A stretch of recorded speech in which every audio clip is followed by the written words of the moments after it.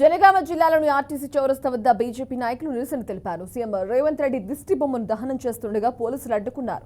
BJP party కార్యాలయంపై దాడి CM Revanth Reddy డైరెక్షన్లోనే జరిగిందని విమర్శించారు.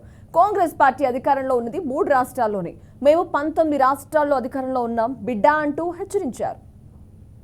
భారతీయ జనతా పార్టీ ఆఫీస్ మీద దాడి ఏదైతే జరిగిందో అది కేవలం రేవంత్ రెడ్డి యొక్క డైరెక్షన్స్ తోటి జరిగిందని దాన్ని ప్రజలందరూ విశ్వసిస్తున్నారు.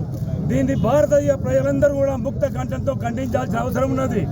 ఎందుకంటే మొన్న జరిగినటువంటి ఇన్సిడెంట్కు బహిరంగంగా క్షమాపణ చెప్పినటువంటి మధు గారు దాన్ని ఆసరగా చేసుకొని ఈరోజు కాంగ్రెస్ పార్టీ ఉన్నది దేశంలో ముచ్చటగా 3 రాష్ట్రాల్లో.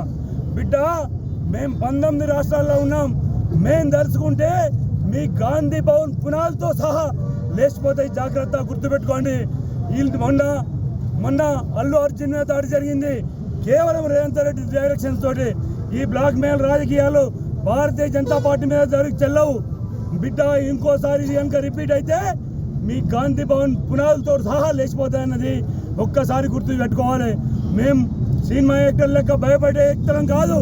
మేము ప్రాణాలకు తెగించి నక్సలైట్లో కొట్లాడి ఈరోజు ఈ స్థాయికి వచ్చాం. బిడ్డ ఈ చర్యలను హామీలను నెరవేర్చక ప్రజలను డైవర్ట్ చేయడానికి ఇలాంటి దుశ్చర్యలు పాల్పడుతున్న రేవంత్ రెడ్డి ఖబర్దార్. ఇప్పటికైనా ఇట్లాంటి దుశ్చర్యలు మానుకోవాల్సిందిగా భారతీయ జనతా పార్టీ ఇది పలుకుతుంది. Bharatiya Janata party office